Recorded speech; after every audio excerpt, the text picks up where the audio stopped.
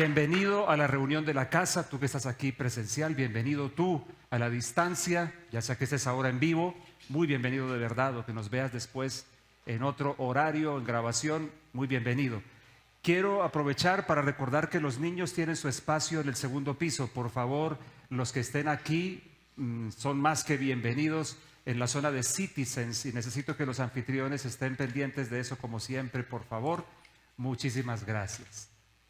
Bueno, la semana pasada comencé diciéndoles que una forma importante de comprender la historia desde la perspectiva de la Biblia es viéndola como círculos, pero no círculos que se repiten indefinidamente como la película aquella del Día de la Marmota, creo que se llama así en español, donde cada día es el mismo día, sino círculos ascendentes. Hay cosas que vuelven, hay tiempos que vuelven, retos que vuelven.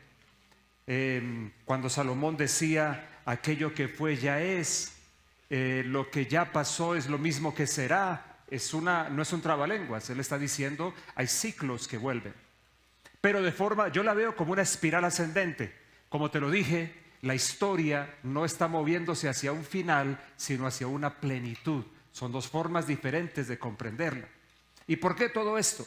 Bueno, porque de la misma forma como se repiten ciclos y como se repiten situaciones, también desde la perspectiva de la Biblia hay unciones que se repiten.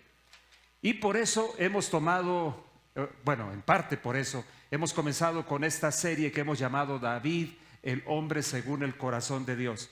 En días como los que estamos comenzando a vivir, para como cerrar lo que dije la semana pasada, se supone que estamos en la introducción de esta serie, pero la introducción se me alargó a dos partes, ustedes disculparán. En días como los que estamos viviendo, días cargados de espiritualidad, necesitamos a David de regreso.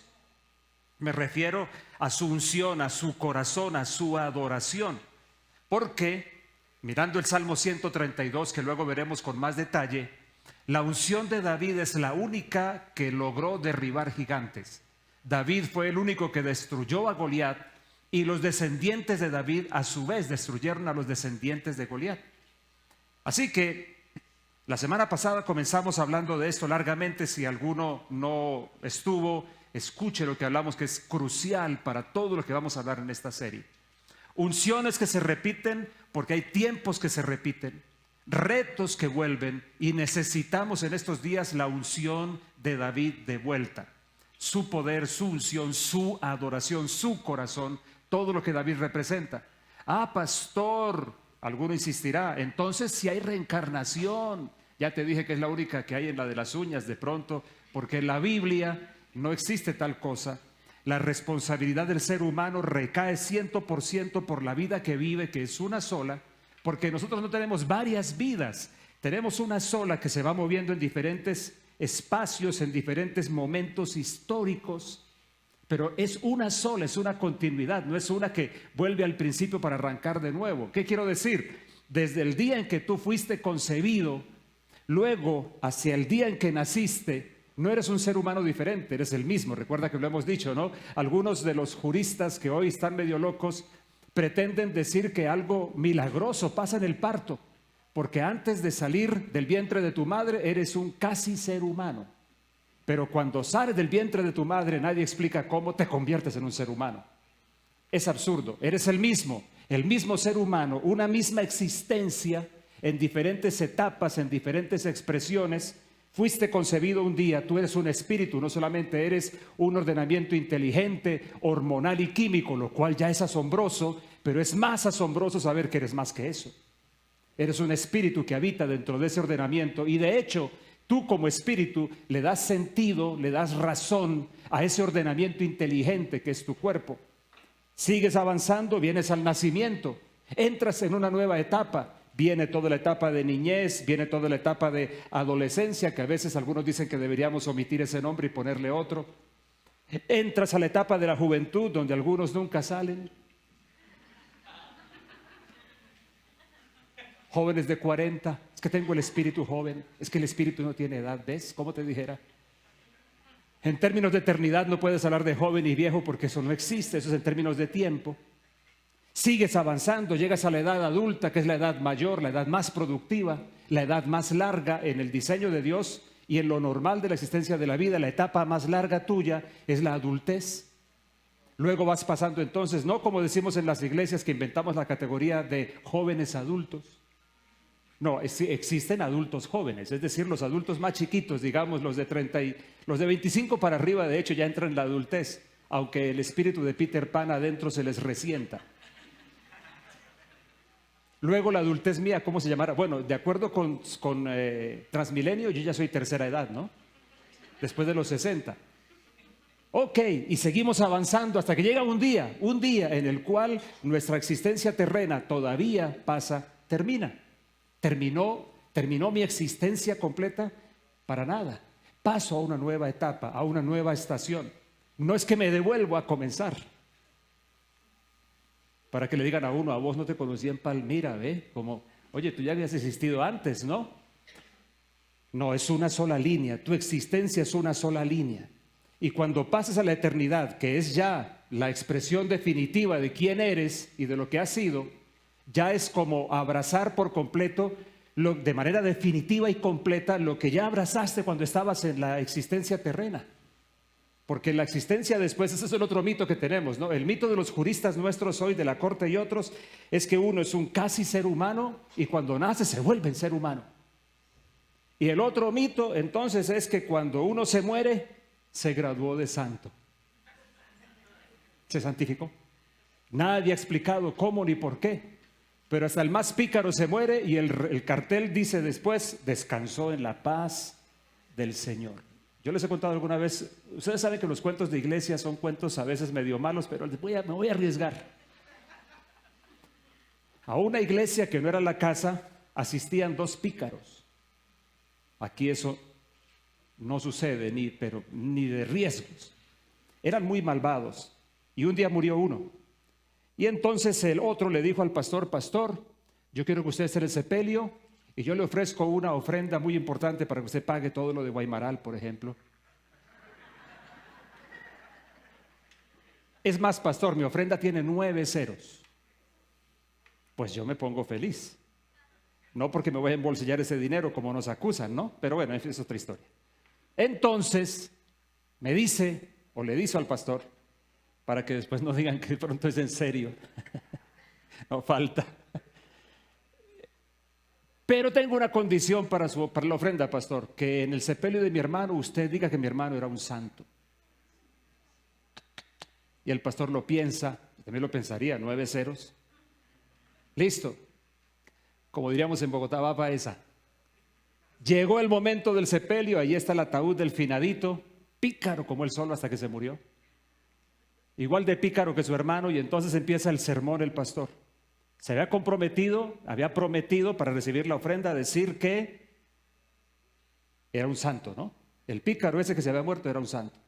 Y comienza, y en avance de su sermón dice, este era un ladrón, y empieza el hermano allá. Era malvado, era engañador, era un timador, y empieza a sacar todo su prontuario, y el hermano allá está agarrado de la silla furioso. Pero el pastor, muy inteligente, cumplió su promesa. Y le dijo a la gente, pero ¿saben qué? Debo decirles algo. Este hombre, comparado con su hermano, era un santo.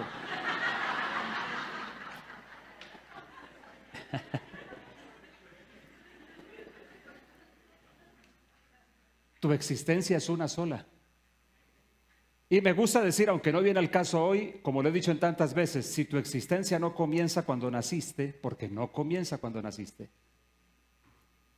tu existencia no termina cuando mueres. No, señor. Y lo que abrazaste mientras estabas aquí es a lo que entrarás de forma plena cuando pases a la eternidad. Así que pilas pues con qué es lo que abrazas, con qué es lo que vives, en qué dimensión te encuentras, porque eso y solo eso es lo que se va a hacer realidad completa después. Por eso Pablo decía, para mí el vivir es Cristo y el morir es ganancia. Así que no recites solo para mí el morir es ganancia. No, si no puedes decir lo anterior, no puedes decir lo siguiente. Para mí el vivir es Cristo y el morir es ganancia. O sea que el morir es ganancia solo si, solo si. ¿Se acuerdan del simbolito? las dos líneas y la flechita para acá y la flechita para acá. Sí, solo sí, todavía me acuerdo. Sí, solo sí, el morir será ganancia si para ti el vivir es Cristo. Con eso yo aprendí que solamente puede descansar en la paz del Señor al morir el que descansó en la paz del Señor mientras vivía. Grábate eso. Y la Biblia dice, está establecido para los hombres que mueran una sola vez y después de esto el juicio. Punto. Entonces, la unción de David que necesitamos no es reencarnación. Es que como los ciclos se repiten y como la idea de Dios es que la historia vaya girando pero buscando una plenitud, ciertas unciones tienen que operar de nuevo para empujarnos hacia allá, para lanzarnos más hacia lo que Dios realmente quiere. Mire, yo quiero agregar o enfatizar una cosa a lo que dije la semana pasada. ¿Qué es lo que estamos buscando? Estamos empezando una serie nueva llamada David, el hombre según el corazón de Dios. Y tenemos un riesgo. El riesgo es que se vuelva un estudio bíblico masivo y que todo el mundo sepa muchísimo de David. Buenísimo, pero no es la idea. La idea es darle relevancia. ¿Por qué hablamos de David ahora? ¿Por qué traemos a David ahora? La primera razón te la di la semana pasada, que es la que estoy agregando, a la que le estoy agregando esto. La primera razón de las tres, que hoy sí debo completarlo sí o sí, la primera razón es la explosión espiritual en la que nos encontramos. ¿Te acuerdas de todo lo que te hablé? Y si alguno está perdido, escuche todo, porque lo mejor es que lo vuelva a revisar, o de pronto el quien estuvo y no lo escuchó todo, o quien no ha estado con mayor razón. Pero hay una cosa que quiero agregar. Necesitamos una espiritualidad davídica, la llamo yo, que tenga tres características. La nuestra. La primera característica, que sea profunda, profunda. Yo no sé si alguno de nosotros a veces no comprende, y ahora que estábamos hablando del asunto de la fe, ahora que estábamos cerrando nuestro tiempo de adoración, que esto llegó a mi corazón al momento, sí que es cierto que lo que Dios quiere de nosotros no es una grandeza de conocimiento o de expresión o de éxito eclesial o de alguna cosa parecida, sino profundidad que en realidad viene de la sencillez del corazón. Como lo mencioné, la parábola del sembrador lo que enfatiza es el corazón, la diferencia de por qué en unos no hubo fruto y pasó esto y aquello, y en otros hubo fruto, aunque un fruto diferenciado también, unos al 30, dice Jesús, otros al 60, otros al 100 por uno. ¿Dónde estuvo la diferencia allí? Todo el tiempo es el corazón. Porque la semilla que es la palabra de Dios es la misma. Y creo que sencillez va de la mano de profundidad. Fíjense ustedes qué interesante. Cuando uno se pone en la labor de la pretensión, de la puesta en escena, una espiritualidad de puesta en escena. Ustedes no se han dado cuenta que la gente pseudo espiritual hoy, digo pseudo espiritual, porque espiritualidad verdadera solamente se da caminando con el Padre de los espíritus, que es Dios. Pero se han dado cuenta que a diferencia de la sencillez que esa fe produce, los otros pseudo espirituales que se sienten mucho más altos porque no comen carne tales días, o porque de pronto, como los Hare Krishna, solamente, como les conté alguna vez la historia, solamente tienen sexo con sus cónyuges para concebir, entonces ellos son mejores. Todos ellos caminan como flotando, ¿no se han dado cuenta?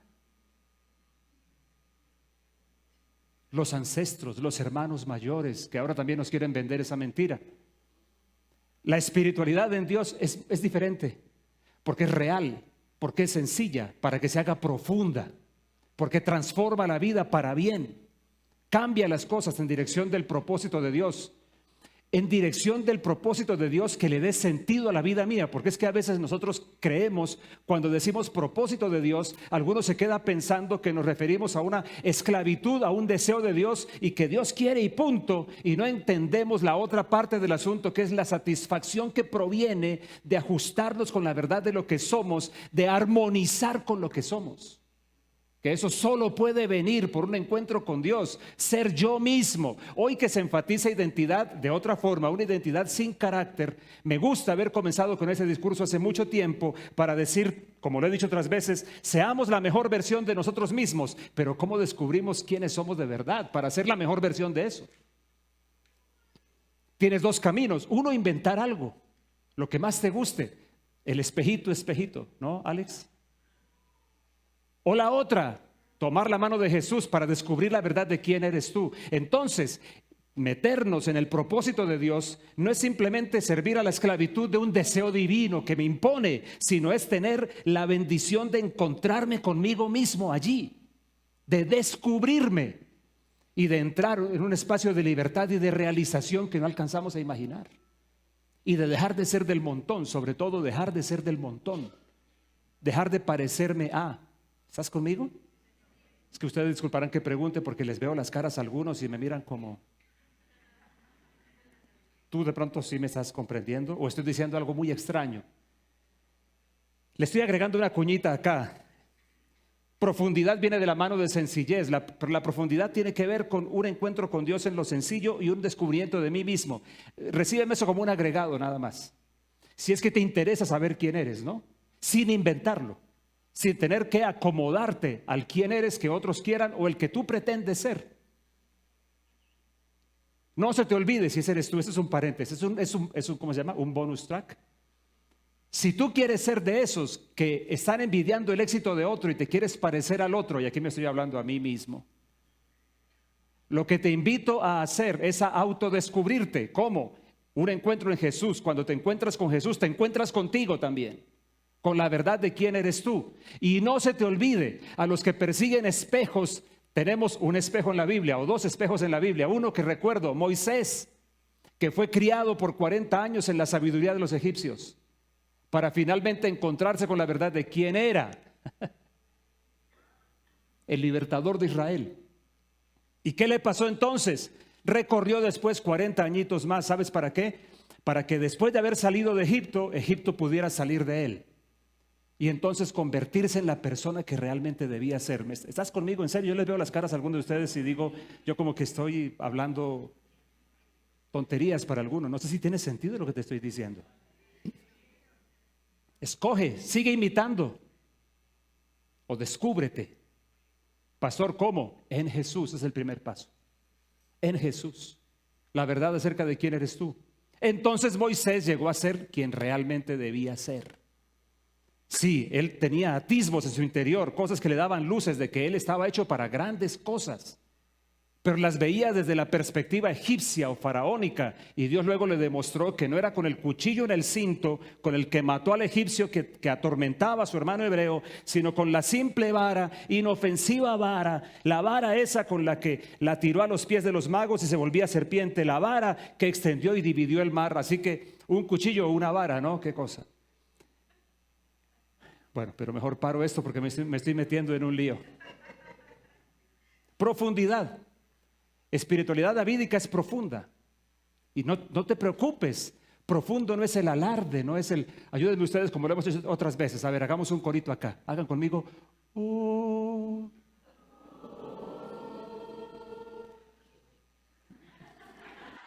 Ustedes no tienen mucho futuro como coro, pero no se preocupen. Ok, aquí va caminando una persona del papá Jaime. Entonces,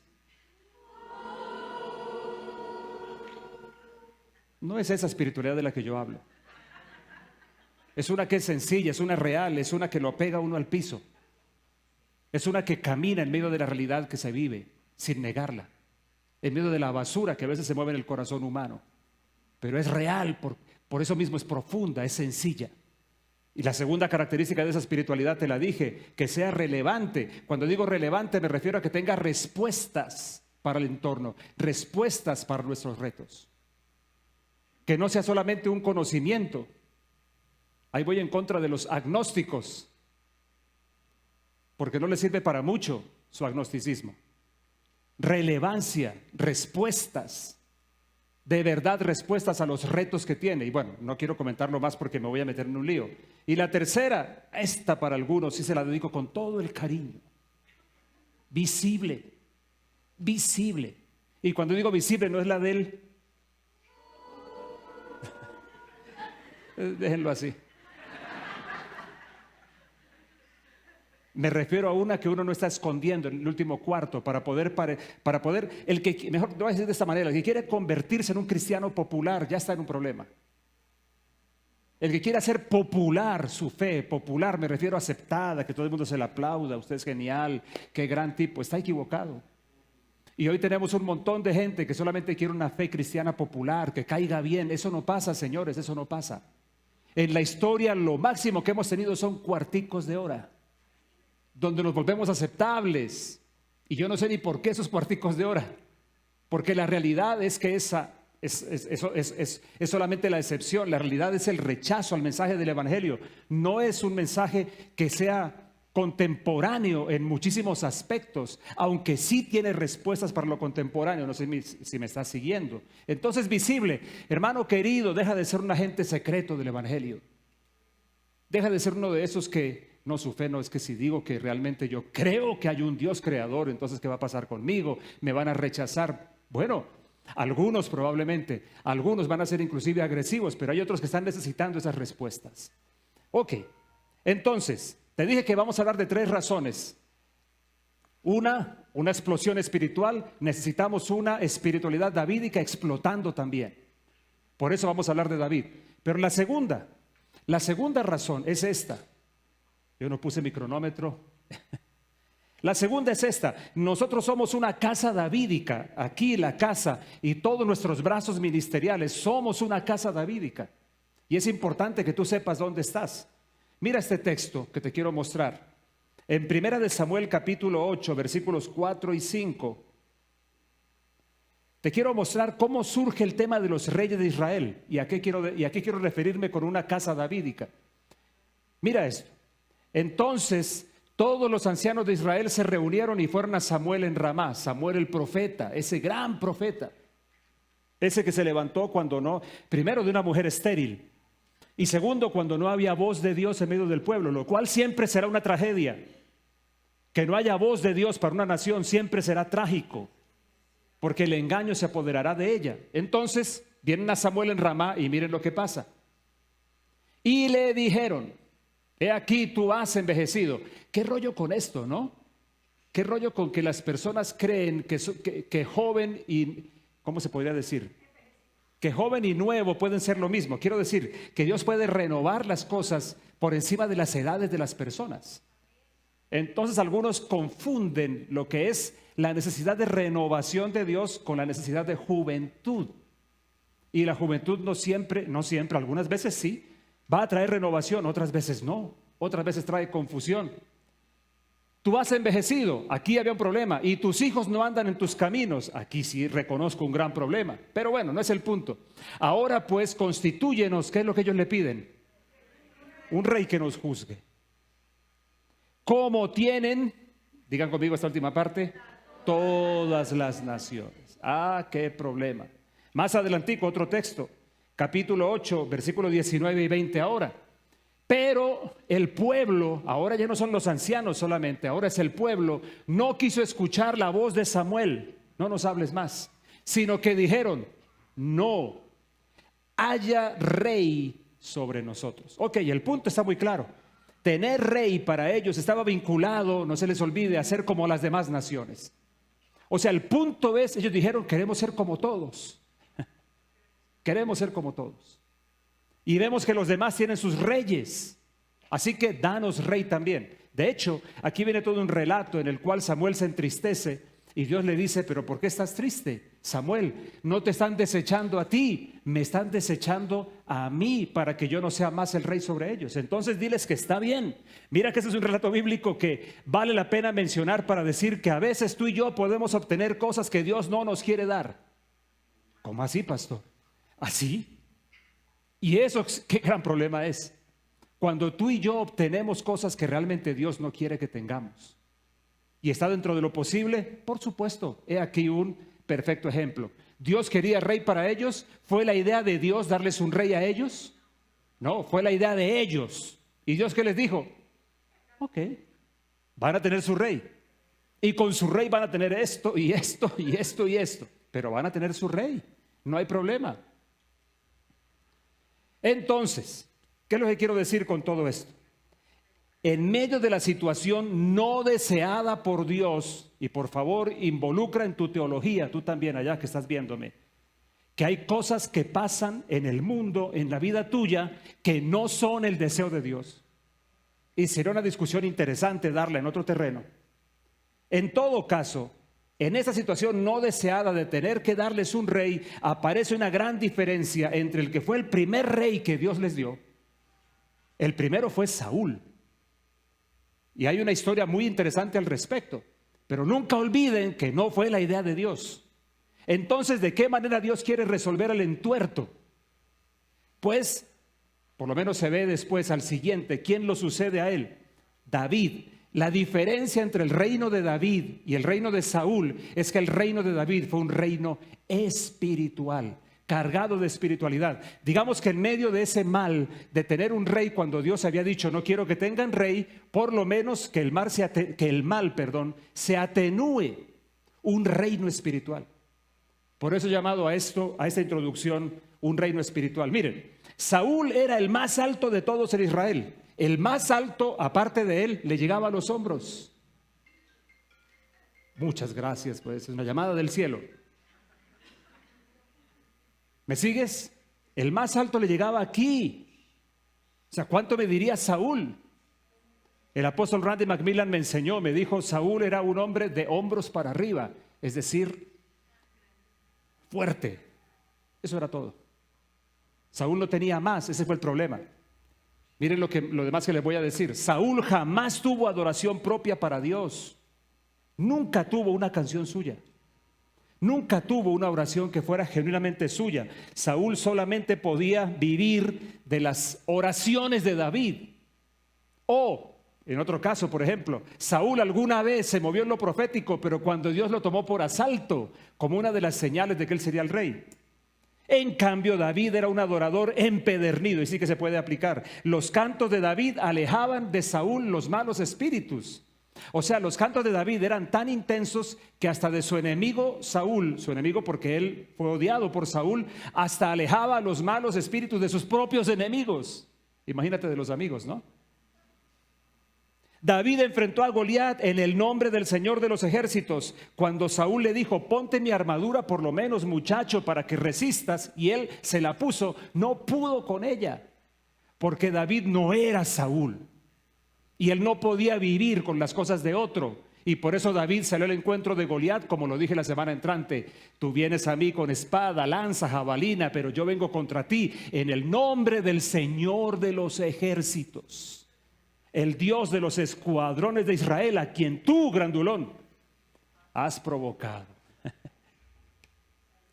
¿Qué le dijo David a Saúl? ¿Qué dijo David de Saúl? Perdón, de Goliat. ¿Quién es este filisteo incircunciso que se atreve a desafiar al ejército del Dios viviente?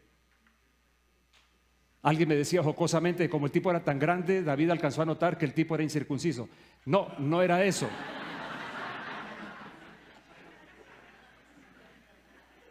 Eso sí les gusta, ¿no?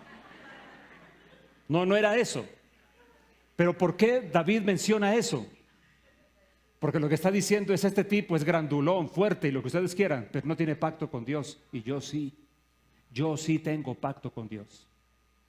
Así que grande, fuerte y lo que ustedes quieran, este no es nada delante del ejército del Dios vivo. ¿Qué diferencia el espíritu de Saúl al espíritu de David? David enfrentó a Goliat de esa manera. David fue llamado el dulce cantor de Israel.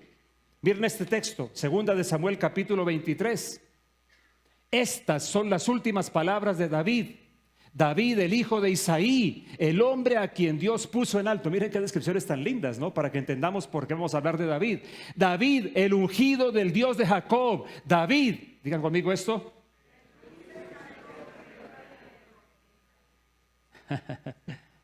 Ay, no seamos cursis, hombre. Dígame que mató a filisteos, dígame cuántos prepucios les cortó. No, el dulce cantor de Israel. Qué descripción tan bella, ¿no? Declara, y bueno, ahí viene un resto de cosas más. El punto es este: David nos habla de gobierno, nos habla de un reino. Esto no se nos puede olvidar. Vamos a hablar de David porque vamos a hablar de reino. David encarna reino, David encarna adoración, pero encarna reino, encarna gobierno del cielo. Por favor, no te dejes meter en tu cabeza esa falsa creencia de que gobierno de Dios y gobierno civil son la misma cosa. Porque a muchos, cuando anunciamos el evangelio del reino y cuando proclamamos que sobre la iglesia y sobre cada hijo de Dios hay autoridad gubernamental, muchos de una vez vinculan eso con gobierno civil, cuando muchísimas veces, de hecho las más de las veces, como diría alguien, el gobierno civil encarna autoridad demoníaca, está demonizado. Hacen posesiones espirituales, por ejemplo. Lo que quiero decir, en realidad el punto es que el más sencillo de nosotros, moviéndose en la autoridad de Dios, es más poderoso incluso que un ejército. Eso es lo que la Biblia enseña. Es la autoridad gubernamental de la que yo hablo. Claro que puede tocar el gobierno civil, por supuesto, y debería, pero que gobierno de este reino es lo mismo que gobierno civil, no, señores, está por encima. Por esa razón fue que cuando intentaron convertir a Jesús en rey, ¿qué respondió Jesús? Yo le pongo esto, no fue la actitud de Jesús seguramente, pero yo le pondría esto: lo vienen a ungir como rey, lo mayor que alguien desearía. ¿Qué harías tú si te van a ungir como presidente de una república? Uy, présteme la banda y me la pongo ya. Soy rey, ven, póngame la coronita, apúrele. Por fin me reconocieron. Disculpen ustedes, pero voy a decirlo como yo lo entendería que Jesús hizo. Cuando mira a la gente que viene a él a decirle que lo quieren ungir como rey, yo creo que Jesús lo miró, ¿quién se cree que me va a coronar a mí? ¿Él? Si mi reino no es de este sistema, si mi reino no se acomoda a los valores de este mundo, si mi reino no tiene nada que ver con las autoridades de este siglo, si mi reino es más alto. Él no estaba diciendo que no era rey, ni estaba diciendo que su reino no afectaba a los reinos de ese mundo. Estaba diciendo que ellos no eran nadie para ungirlo como rey. Porque siempre es el mayor el que declara la unción sobre el menor. Era el Padre el que lo ungiría visiblemente como el rey de los reyes, como dice la Escritura. Entonces, mi punto aquí es muy concreto. Un reino espiritual. Y lo interesante es que nosotros, todo lo que David es, todo lo que David significa, se convierte, por años ha sido así, en un sello característico de nuestro ministerio. Puede que no seamos muchos. Hoy mis nietos venían en el carro diciéndome que todos los cristianos de Bogotá iban a la iglesia fulanita de tal, me lo dijeron. Y yo les dije, no todos. Me dijeron, sí, no, en el colegio todos los compañeritos nuestros van a esa iglesia. Yo dije, sí, es una iglesia muy grande aquí en Bogotá, pero también hay otras muy grandes. Me llamó mucho la atención del asunto. Yo siempre he creído que tamaño e influencia no son sinónimos. Pero tampoco deberíamos decir entonces desechemos el tamaño, ¿no? No. Lo ideal que sería tamaño e influencia. Ahora, si te cuesta mucho, tamaño y influencia. Sí, es lo correcto. Pero bueno, digámoslo de manera que quede sonando. Influencia. Y creo que una de las cosas que han venido sobre nuestro ministerio al paso de los años es que más bien somos estratégicos en influencia, aunque creo que Dios nos quiere hacer grandes en tamaño. Pero lo que quiero enfatizar es el espíritu davídico que esta casa ha abrazado. Es la segunda razón por la cual estamos metidos en esto. Somos una casa davídica. Somos una casa davídica. Todo lo que David signifique, todo lo que David implique, ha sido abrazado por nosotros. Desde que éramos jovencitos, desde que éramos niños, y eso nos ha acompañado y nos va a seguir acompañando. Porque es el sello característico. 10 años, 20 años adelante, 30, 50, 100, los que sea. Esta casa será siempre una casa davídica, en sus características, en su llamado, en su unción, en su intención, en su deseo y en el espíritu que perseguimos. Y es bueno que tú lo sepas, si eres parte de esta casa, que sepas de qué eres parte, de maneras muy específicas entonces. Y mi tercera razón, con la que vamos a terminar. Mi tercera razón yo la llamo las promesas, o hablo de las promesas que hemos recibido. Saqué esto para tomar un poquito de agua y nada, ¿no?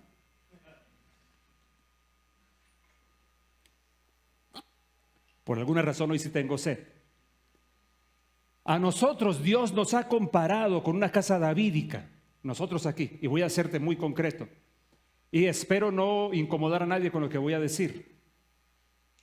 Somos un lugar de adoración a Dios con todas las implicaciones de eso. Somos un lugar de presencia de Dios. Miren, hablando de experiencias personales, que son marcas que nos han acompañado. Nosotros nacimos en el Evangelio dentro del movimiento carismático católico. De hecho, somos parte de ese gran grupo de personas en Colombia que se identificó y se sigue identificando como cristiano, sin otra denominación.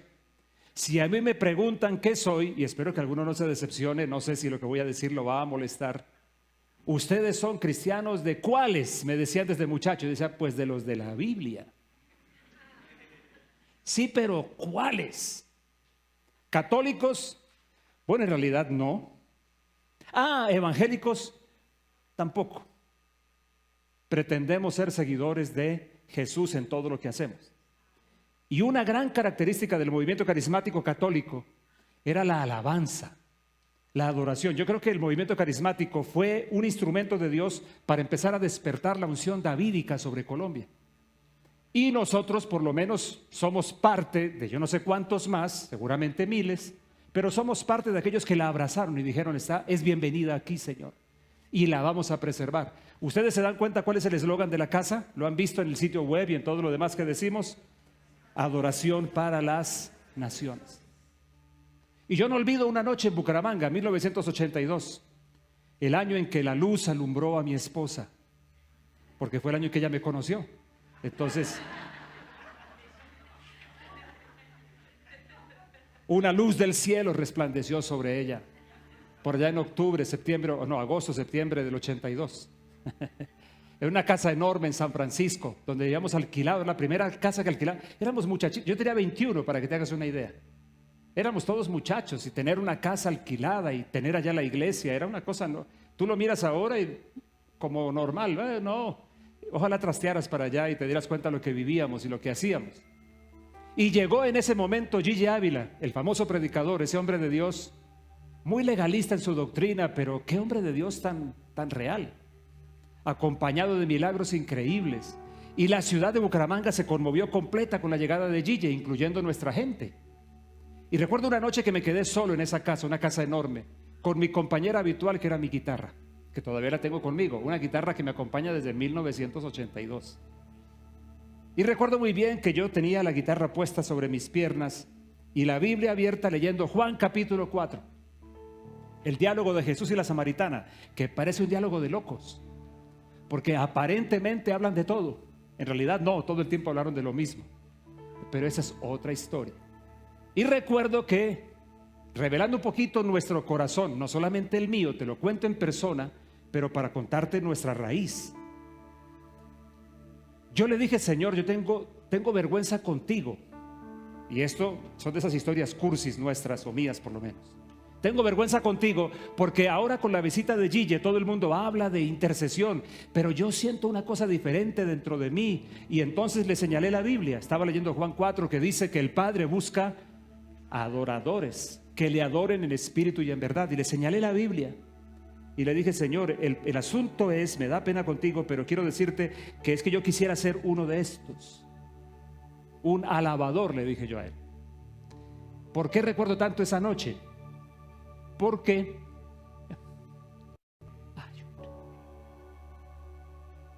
qué vaina que uno se vuelve viejo y llorón.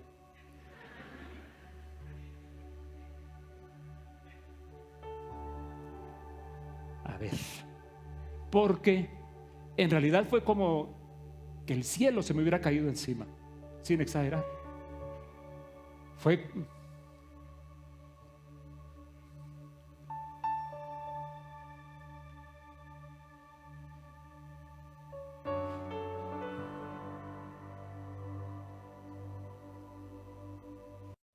Yo lo digo de esta forma. Fue como un sí de Dios para mí. Como un eso es. Y ese es nuestro sello. Toda la vida. Desde 1977, donde se hace fuertes Semillas de Cristo, 78. Luego venimos a una segunda etapa de nuestro ministerio, año 85. Muchos de ustedes no saben, tiempo de Comunidad Cristiana de Fe. Muchos no saben que tuvimos un rol que jugar en Colombia. Lo reconocen muchos hoy, los más viejitos ya. Fuimos parte de lo que se llamó la restauración de la adoración en Colombia. Muchos nos recuerdan por los simposios de alabanza y adoración de Latinoamérica que se hacían aquí. Y recuerdan lo que vivíamos. Y nos recuerdan a nosotros. Y me recuerdan a mí. Y en medio de todo esto, varias veces, al paso de los años, de manera repetida, por boca de distintos profetas, yo recibí una palabra que he entendido, y tú debes entender esto: cuando Dios te habla a ti, le está hablando a las generaciones que salen de ti también. No se te olvide nunca eso.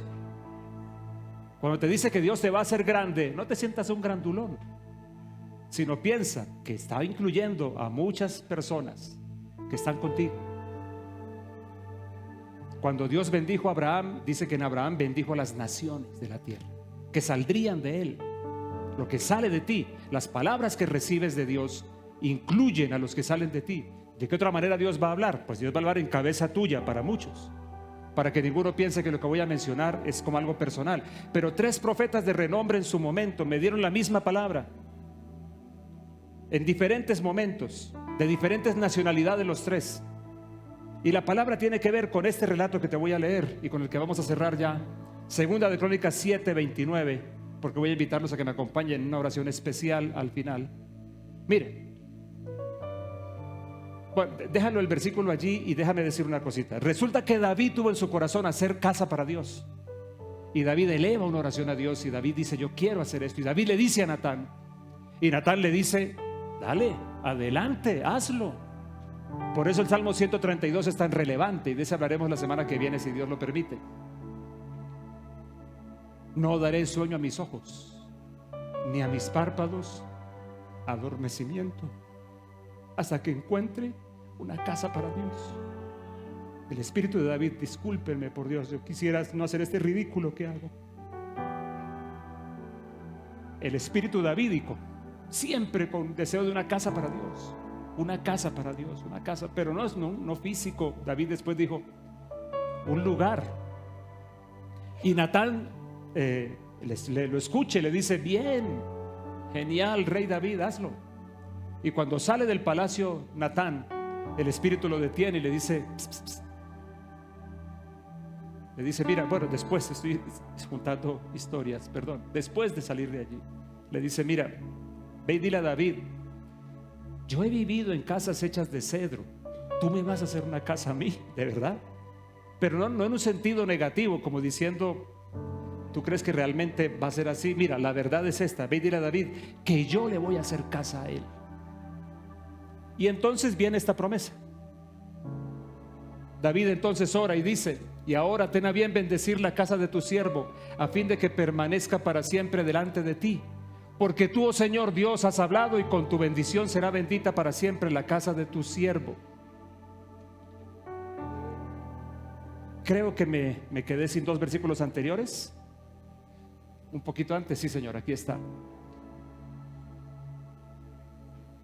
Ok, porque tú, oh Señor de los ejércitos, Dios de Israel, has revelado a tu siervo diciendo: yo te edificaré casa. Las profecías que me dieron, ¿saben qué decían? Literalmente decían lo mismo las 3. Una fue Cindy, tu amiga, la amiga de mi hijo, 2 estratos arriba. Ya saben que los hijos siempre están 2 estratos arriba. Esas fueron las palabras que recibí. El Espíritu me decía: porque tú lo que has querido, has buscado, es hacer un lugar para mí. Porque no has buscado una casa para ti, el Señor te promete que Él te va a hacer a ti una casa. Y esa fue la misma promesa. Somos una casa davídica y tenemos promesas específicas. Por eso es que vamos a hablar también de David, porque estamos en un momento de explosión espiritual, porque somos una casa davídica y debería importarnos qué significa David, y porque tenemos promesas específicas que necesitamos retomar, porque tenemos un lugar estratégico. No somos los más grandes, claramente, no somos los más conocidos, claramente, me refiero a la casa y todos los ministerios nuestros. No somos, no somos un montón de cosas, pero la preocupación no es lo que no somos, sino lo que somos. Y entre lo que somos tenemos un lugar para ocupar, chiquito, grande, es indiferente. Tenemos un lugar para ocupar en la generación que vivimos. Y cuando hablo de generación, por favor, sácate de la cabeza que de generación es de tal edad a tal edad. Es la suma de generaciones en la cual estamos. Tal parece que en la Biblia, cuando el Señor habla de generaciones, habla de perfiles de personas agrupadas, no solamente de una edad como tú y yo solemos hacerlo. Hay una generación davídica que ha venido levantándose. Ponte de pie, por favor, para que oremos juntos. Llévate esto para tu casa. Vamos a revisar la vida de David y su reinado, porque estamos en días tremendamente espirituales, porque somos una casa davídica y porque tenemos promesas que nos afirman en esa identidad. ¿Cuántos pueden dar gloria al nombre del Señor?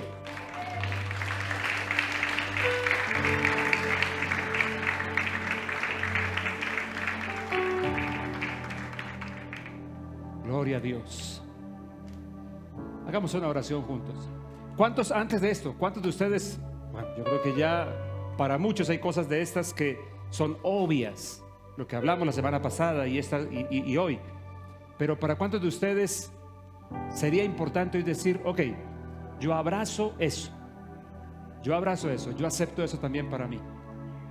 No es la visión del pastor, porque ni siquiera estoy diciendo, para muchos la visión del pastor es un pocotón de metas que algunos ni saben para dónde van. Yo estoy hablando de un espíritu que nos identifica, un sentir, un llamado, una casa davídica. Y quiero saber si ese eres tú, que levantes tus manos al cielo diciendo, soy uno, para que oremos juntos. Y tú en tu casa también. Señor, aquí estamos, estas manos alzadas dicen que decimos sí otra vez. Decimos sí otra vez. David tiene tantas cosas. David tiene tantas implicaciones. David tiene tantas razones y tantos matices, Señor. Y no pretendemos comprender todo, no pretendemos apropiarnos de todo. Solamente con sencillez de corazón estamos aquí para poder decirte a ti que sí, Señor, otra vez, que sí, Señor. En mi caso personal, mientras lo dicen otros, en mi caso personal, mientras cada uno te habla por sí mismo, yo también en público quiero decirte, te lo dije en 1982, te lo digo hoy otra vez. Te lo decimos siempre, Señor. Hoy 2022 lo decimos siempre.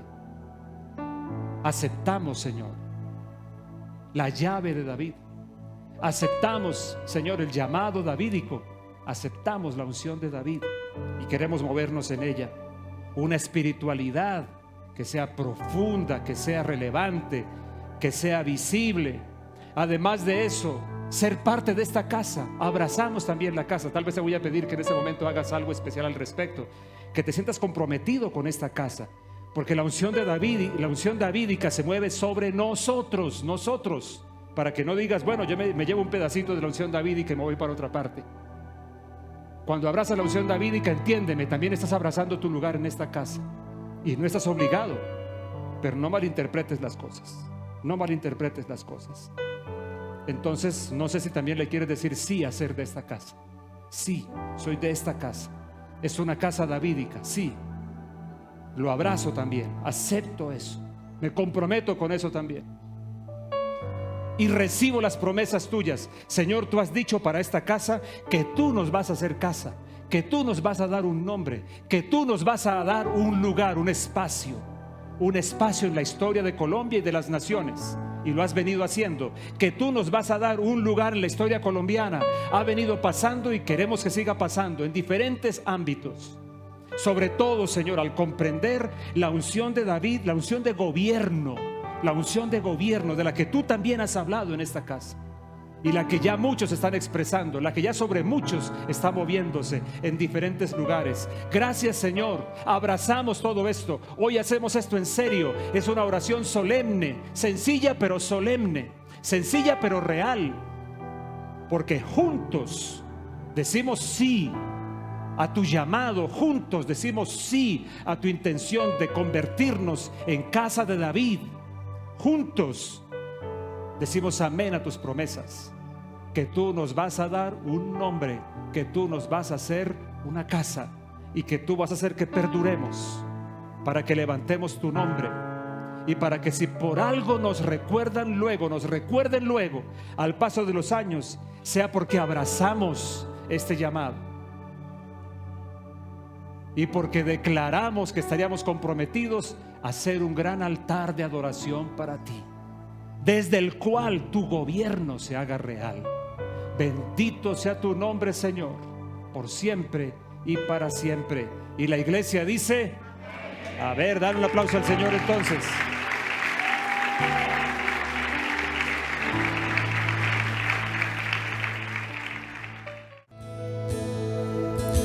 las letras de tu nombre.